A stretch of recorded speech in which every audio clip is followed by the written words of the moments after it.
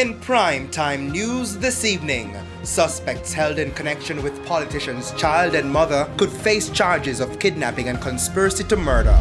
Deadly crash triggers calls for urgent attention to be given to Long Hill Road, and vice principal of GC Foster College murdered.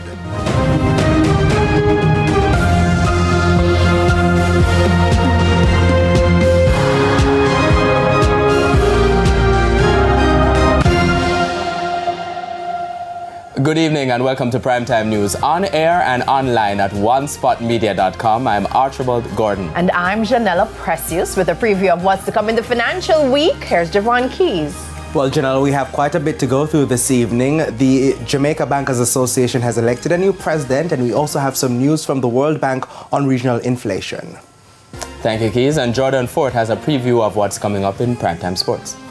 Well, Archie, of course, we'll have more details on that tragic story involving Gibbs Williams, who made such a sterling contribution to Jamaica and regional cricket. We'll have that in Primetime Sports, and we'll also talk about the Reggae Boys squad, which has been named for the upcoming CONCACAF Nations League matches.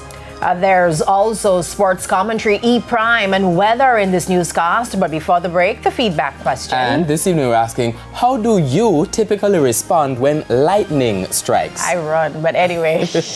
You can share comments online, facebook.com/televisionjamaica, and tweet us at TVJ News Center. Stay with us, the news in detail after the break.